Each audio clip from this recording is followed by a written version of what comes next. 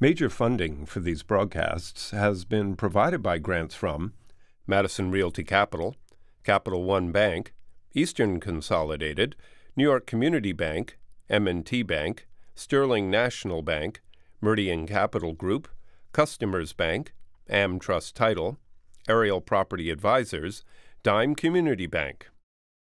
Additional funding has been provided by AVR Realty Company, Bank of America Merrill Lynch, Briarwood Organization, CBRE, Chase Commercial Term Lending, Chase Mortgage Lending, Citizens Bank, CPEX Real Estate Services, Colliers International NYC, Collins Building Services, Douglaston Development, Levine Builders, Flushing Bank, Friedman LLP, Handler Real Estate Organization, Handro Properties, Hodges Ward Elliott, Inc., Investors Bank, James D. Kuhn Real Estate Institute at Syracuse University, Kilroy Architectural Windows, Matone Group, Mercantile Bank, New Banks, Newmark Knight Frank, Optimum Window Manufacturing Corp., People's United Bank, Rockefeller Group, Rosewood Realty Group, SJP Properties, Stonehenge NYC, TD Bank, Terra CRG, the Meringoff Family Foundation, the Moynihan Organization, Moynihan Capital Partners, and these friends.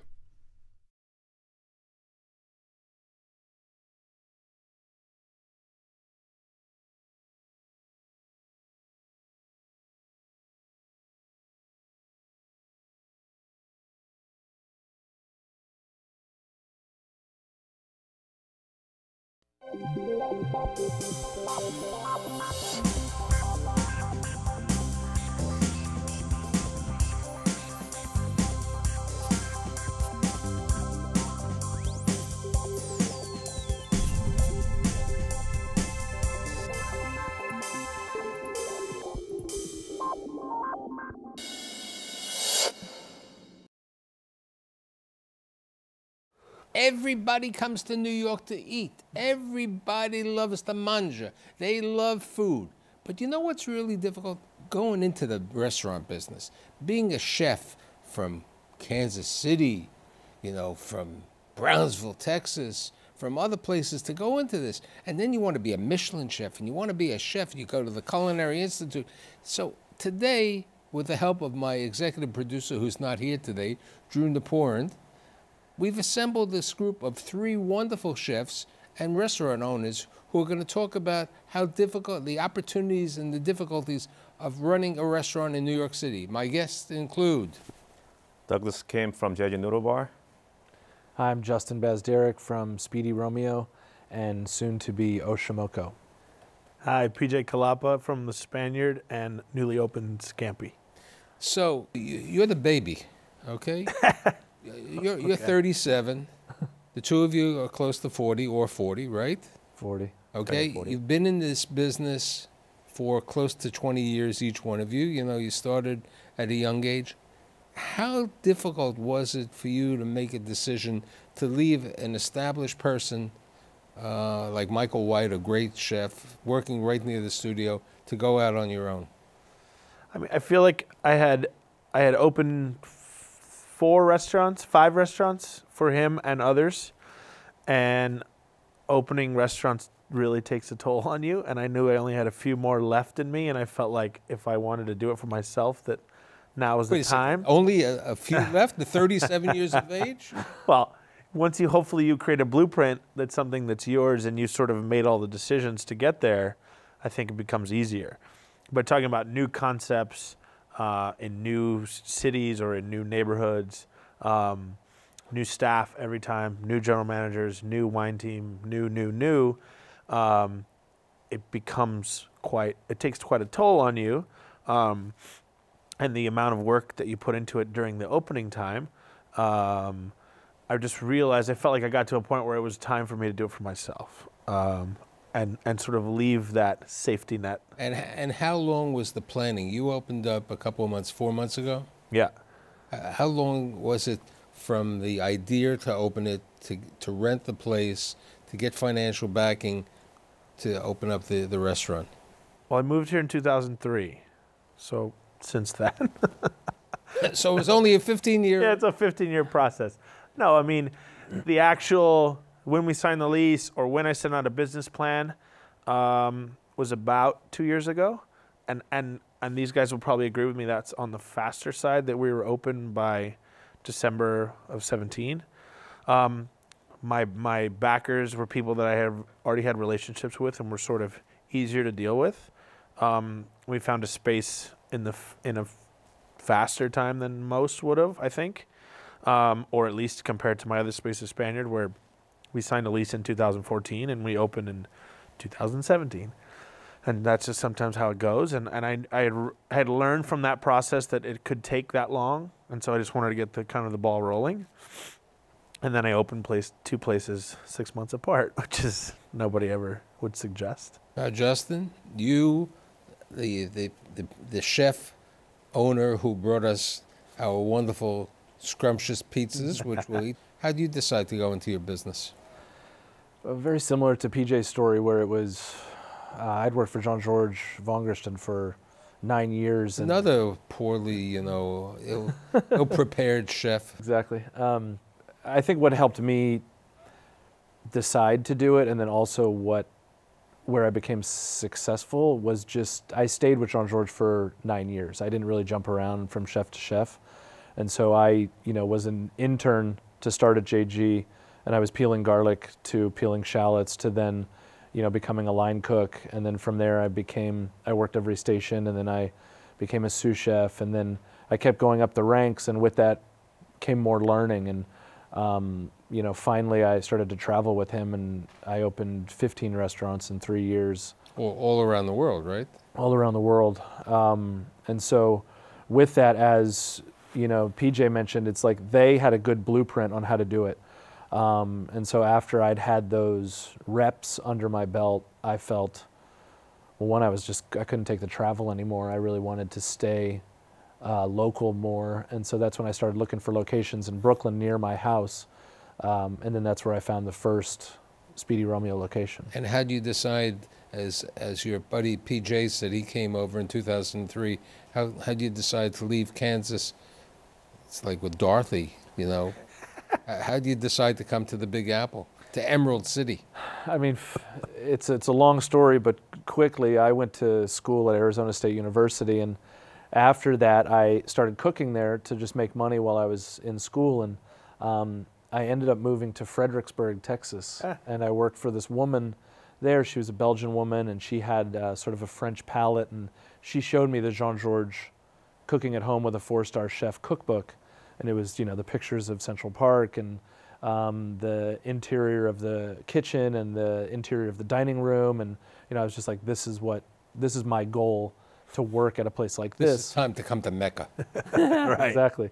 And so I started searching culinary schools. I searched CIA, and then French culinary was sort of coming on the map, and so I ended up going there, and I got the phone number to the Jean-Georges kitchen at the career services office, and I called and asked if I could come work for free, because back then you could work and bring people into the kitchen for free. So, started for free, and then that's sort of where it snowballed from there. Douglas, our friend who lives in New Jersey. Oh, yes. Okay, so tell us about your career. So, unfortunately he's not here, but when I met Drew was in 1999 when I worked on Nobu. And then ever since then... You worked at the original Nobu. Original Nobu, correct. And then I worked there probably 4.5 years, and I decided to learn more about cooking. So I applied for CIA, the Culinary Institute of America. And then it was one funny story that, one point, I think it was a 10th anniversary of Nobu, and I was in the bathroom with the new Drew. And we were just taking, we were both in the bathroom side by side. And then it's one day, he was telling me that, we were actually in the bathroom, and he was like, you made a great decisions. I was like, okay, why is that, Drew? And he goes like, we were both in the bathroom. And then he goes like, yeah, if you want to be better than Nobu, you got to leave Nobu and, search for a new journey. And okay, it makes sense. Ever since then, I'll try to learn as much as possible. And I've been pursuing, the menu knowledge as much as possible. At the same time, it's like I try to work big restaurants, so in order to understand what's the financial side of it. Before you opened up your restaurant, which is open in like 7 months, Yes, okay, you were working at Zuma. correct. You had 120 chefs working for you over there. Correct. I mean, There I was never realized how big it is. I mean, 26,000 square feet. It's a huge facility. And then at the times, like, okay, I try to learn about bigger operation side of it. And I slowly like understanding that, okay, maybe it's time for me to open my small projects. Perhaps it's like, something that I could call So how mine. do you decide to go into the noodle concept? I'm not sure if I should tell you. I never cooked a noodle in my life. That was the first time actually I've ever done in my life. And then, of course, you know how to cook and you know how to make stock. Sure. Yeah, you know how to work, how it fundamentally works. Wait, you were saying the stock could take 12 hours, right? Yeah, it can take up to 8 to 12 hours. Some chefs say it will take overnight, but the thing is, it's very difficult to make. But once you understand, technical. So wait, you didn't make noodles before you went into Never. I never worked in a ramen restaurant or the noodle restaurant in my life. That was the first time. So why do you go into the ramen? We're going to pick on him in a second. We know he likes fish, but that's beside. So why do you go into the noodle bar? Well, I thought that there was still hype in the noodle in New York City, and then for me it was the fastest one to open. Yeah. Because if I start doing like a little more fine dining or something different, I knew that it will take me longer to open, and some projects it will take like years and years and try to open that place. So for me it was like, okay, what can I do in order to make this thing happen very quickly? And then we have in culture, we have a ramen, which is very similar to Japanese ramen. So I wanted to do something like that, and that was it. Here we are. I mean, the three of you come from great culinary backgrounds, working for top chefs, great operators, and everything else. How do you decide to open up yours, Speedy Romeo's? Well, I mean, that's not a product I always see in the John George menus. no. One thing Jean George said to me at we were dining out, and it was at a higher end restaurant, and they were shooting for the stars and creativity, and he looked at us all and said, "Culinary genius won't pay the bills. This is a business. The restaurant industry is a business." And for me, it's just I wanted a very approachable menu. I'd done a little pizza at some of the hotel restaurants that I'd opened for Jean George, but never wood-fired. And so, I knew I just wanted to do a wood-fired concept with the oven and the grill. And so from there, I just needed to make sure that the menu was just very approachable, by a large demographic. Now, in the same manner, I know you lived in Brooklyn, but Clinton Hill is a growing neighborhood. I don't know, how long had you been in Clinton Hill before you opened up the first Speedy? I'd actually lived in Fort Greene, and so I'd lived in Fort Greene probably 7 years before I opened the Clinton Hill location. And we're right on the border of Clinton Hill, Bed-Stuy. And so I had seen what happened in Clinton Hill with restaurants and bars opening and the downtown Brooklyn starting to grow and everything sort of growing out from there. I'm going to give you a great story that you have to tell Drew. Years ago, I said when we were doing shows in Brooklyn, I said, "Drew, why don't you open Brooklyn?" And he said, "The only people who'd go to Brooklyn are the husband and wives to put maybe 8 people in a restaurant." Woo-hoo, what happened over there, Yeah. But you're not only pizza. You said to me you also you have steak, you have other products on the menu. Yeah, we have a wood-fired grill, and so that fuels the rest of the menu where we have 8 to 10 appetizers and some items off the grill. But we keep it in that same vein of just, nothing too pretentious, nothing So how crazy. do you decide to venture to the hip Lower East Side?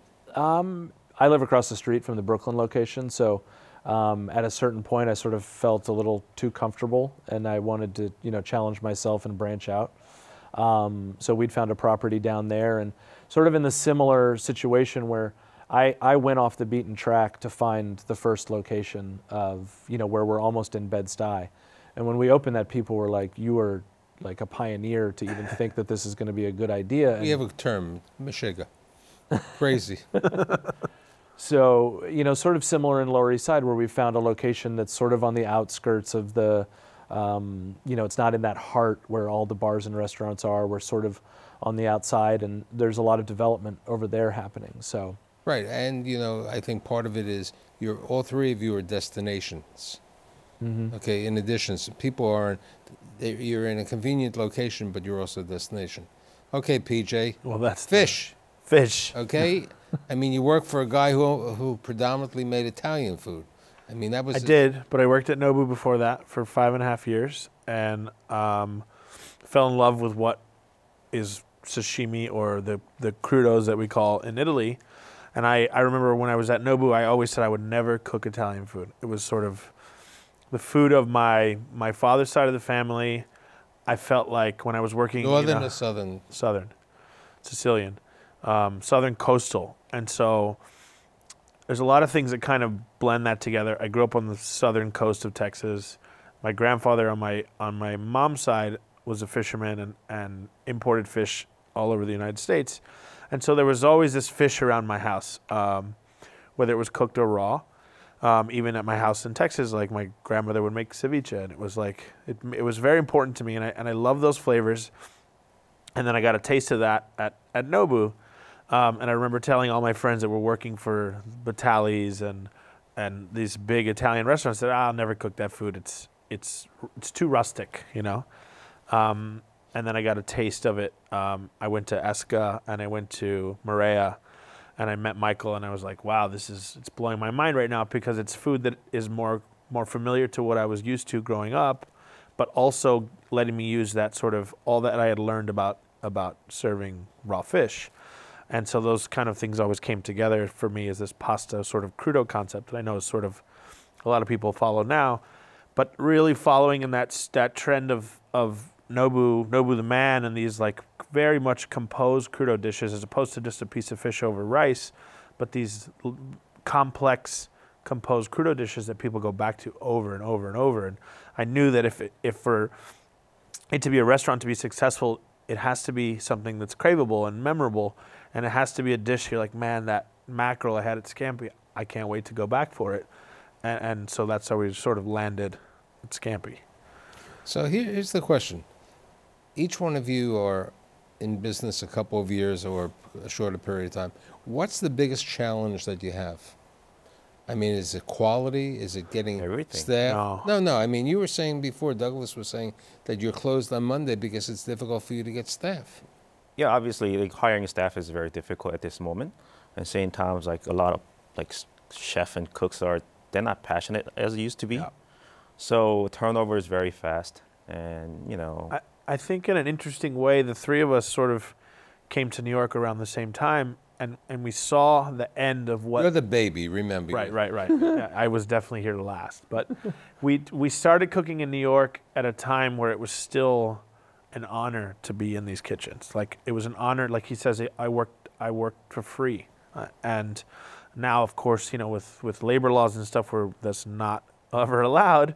But there was an honor when I walked in the back door of Boulay in 2004. It was an honor for me to be in that door, and they make you know that, and you got to see sort of the rough side of what these kitchens were, but how much respect was into the food and the levels of food that it just blew my mind, and I feel like that is sort of that's gone out the window. So here's a question: how do you get your reputation? You had a reputation working for these great chefs and these restaurateurs.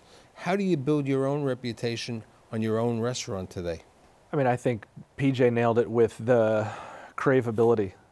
You know, it's that word of mouth once people have come to the restaurant, that it's just like, oh my God, I had this pizza, it's PD Romeo, and let me tell you all about it. And then it's, you know, it's not too expensive, and it's not too out of the realm of something they can't have once a week. So it's just like it pops in their brain again. I'll give you a good example. For years, people would go to Williamsburg, before Williamsburg was hip, for two restaurants. They'd go to Peter Luger's, or they'd go to Belmonte's. Right. Okay. It was a cult. Okay. It was a cult thing. Peter Luger, you know, they had their limited credit cards. Everybody would have to go. They weren't ATMs originally. There was a cash situation. People wanted to go. It was a destination. No offense. It's a semi-destination for somebody in Midtown Manhattan to go to Bed-Stuy or Clinton Hill. It's a longer trip. Yeah. But somebody sees on the Food Network a Speedy Romeo, or they read an article in Eater or something else, that helps you. How are you promoting yourself? Because as you were saying, you know, you're off the beating track a little bit in Tribeca. You're at the end of Greenwich Street, okay? How do you promote yourself to make that reputation for your own? Because you were part of a great reputation where you worked, okay? Agree, and you can't sleep on any of them these days. It's not the old days of, you know, the New York Times or nothing. There's so many different voices these days. But like you said, with this reputation, I was very lucky that early on Michael was like, PJ, you're the chef of I Fiori, you're the face. As much as I am sort of the owner, we will put you forward for all of these things. And that was all sort of a plan for me and for him to sort of develop a name for myself. Right, because it looks good on him. No, because he came into a neighborhood that was not known for restaurants. Okay? Very much so. So he needed a face, okay? And that's part of the situation that, as I was saying before, what I learned on many of my food shows, you have to touch your table. Very much so. Okay, you have to walk around and touch your table and talk to the customers, and sometimes buy that little extra hors d'oeuvre or something else to build that type of situation. Sure. And I think Michael was understanding at that point that he was growing very quickly, and he knew that he couldn't, as you said, touch all these tables. So he was very happy in letting me sort of be the face of that restaurant. And then a couple more after that. And I felt like the other thing is just don't burn any bridges, you know, and when it comes to press or even guest interaction, you know, you try to keep everyone happy so that one day they may remember you. Justin? No, very true. You know, I think a lot these days too, social media is such a strong press outlet, and I think for your businesses, I'm more of an Instagram social media than I am on Facebook. Sure, I'd say. Yeah, because Instagram is much more important, and people look quickly at the item or the following on that. We talk about when we put new dishes on the menu if they're Instagrammable, like it's a part of everything first now. Before humans, right? So. Yeah, right. The quality of, you know, a number of years ago, I met a guy who his specialty was that he was a food photographer, and that's what you need. I mean, you need the quality of the food. You can have the great thing over there, but it's also the presentation and the pictures over there. For sure. And loyalty of customers. Okay, at one time, when Drew, who I'm sitting in Drew's chair, okay. We would say visitors to New York. We used to call them tourists. They're no longer tourists. When you have 62.8 million people coming to New York City, wow, these are visitors to New York. Sure. And these visitors are your customers. How many people would you say are native people who live in New York and people who are out-of-towners or visitors who come to your restaurants? In my cases, I think it's 40% visitors and 40% is like, you know, local people, and maybe 20 people from somewhere like outside the country. Luckily, we got a review from the New York Times and New York Magazine. So those people who see that, you know, in the publicity, they usually come from a little further. But, you know, actually we are in the West Village, and, you know, which is called Greenwich Village as well. So those local people were starting to hear about us, and they started coming back. You know, there's a customer, which is like they have a royalty because they keep coming back. I see some of the customer coming every week or twice a week, which is which is great. It's great. you know, it's an interesting situation in Brooklyn, and we've also seen it in the Lower East Side. Is that the first customers that came through the door in the very beginning were the locals that lived nearby, young families that are starting, you know, bought brownstones and bringing up their family in there. And, you know, interestingly enough, our first summer we were very slow. And the second summer we were very steady. And it turns out that a lot of the people who go out of town for the summer put their houses on Airbnb.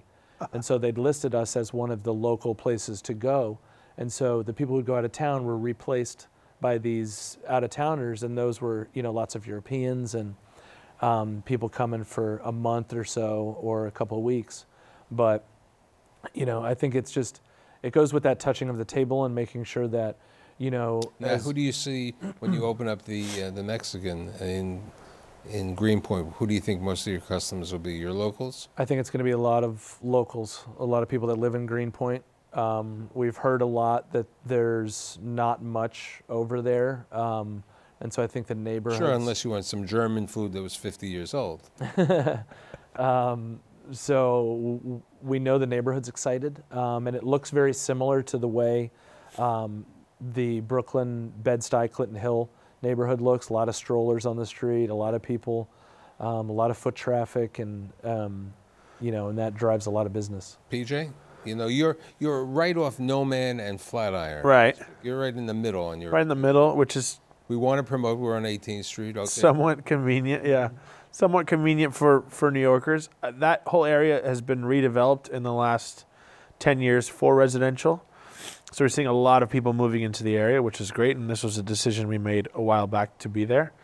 And I have a fair amount of people, honestly, coming from Texas to see us because I stay very close to that sort of Texas connection, and they're very loyal, the Texans. So they like. They don't come every week like they go to. No, they definitely do not. But we're not. We love all customers equally. We need them all these days. Now, what about food as opposed to alcohol? Scampi is like 60-40. And the Spaniard? Food. 80? 75-25 alcohol, food. Justin? 70-30, and it's pretty consistent with both. 70 food, 30 beverage. Douglas? 75-25, 70-30. But we're a noodle restaurant, so it's kind of hard to have that much alcohol. For a noodle restaurant, that's a relatively large alcohol consumption. Yeah, I feel like the only reason Scampi's in that 40-ish for alcohol is because we do have some higher priced wine. We do have a big bar, and I had sort of learned it from the Spaniard that the bar business is a good business, so we really try to push the bar at Scampi. We have a big front area that's good for walk-ins. So one thing is certain, Drew has brought another great group together today of dynamic chefs. Explain what type of pizzas we have here before I say goodbye. 2 pizzas. This one closest to me is the St. Louis. It's San Marzano tomato sauce, hot soppressata, house-made Italian sausage, Provel cheese from St. Louis, and pickled chilies. And then the other is it's called the Paul's Boutique. It is an homage to the Lower East Side. It is Dijon bechamel, Katz's pastrami. We get like 50, 60 pounds a week from across the street. Fontina cheese, sauerkraut cooked off, everything bagel crust, and Thousand Island dressing. That's great. Okay, we're going to eat afterwards, but I'd like to thank Douglas, Justin, and PJ, and until we see you again. Thank you. Thank you. Thanks for having us.